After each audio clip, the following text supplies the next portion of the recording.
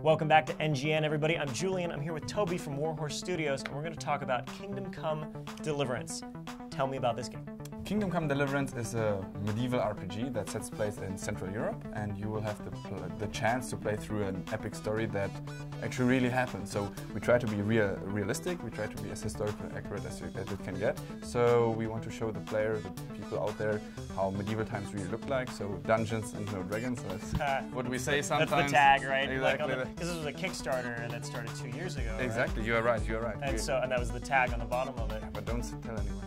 We're not sure about that. That's what I like about this. That's what I like about this game, though, is because there are games that are, Dungeons and Dragons. There's fantasy, there's swordplay, there's knights and everything. There's games that are set in kind of a medieval style, but not in a historical period. But this one, you guys, it sounds like you have a full-time historian on the team, right? Whose job is to just like work out this world that the player is going to have to walk through in this whole event.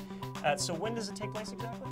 In the year 1403. So one specific year even. That's how fine pointed it is. Early summer 1403. Early summer 1416. Even the exact season. Interesting. Yes. Okay. So and why did you choose this era? And where is it as well? Well, it has several reasons why we picked this game at all, or this kind of gameplay. Because one thing is the heritage, of course.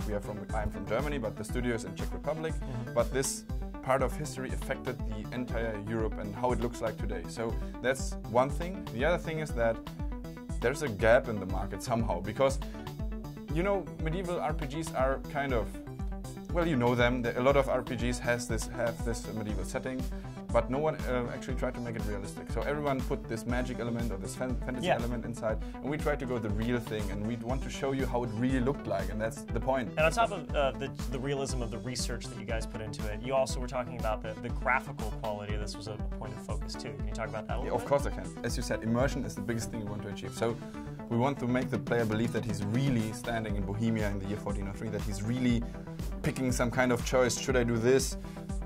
It will follow in this kind of consequence, so I rather do something else. Do I want to play the sneaky game or the killing game? So we want immersion, and one thing to achieve immersion is of course an AI system that supports all this and which creates this living world. Well, graphics of course. So we want you to, maybe you saw that in our forests, for example, with your awesome graphic support. We have really stunning graphics there, and we want to make the player believe, not only because the AI system works, but because he looks in this monitor and says, wow, this is how it looks like when I look out my window. All right, well, thank you very much, Toby, for coming in. Thank you for inviting. I'm looking forward to it. It's going to be out 2017, unless you want to get in the beta right now. See you.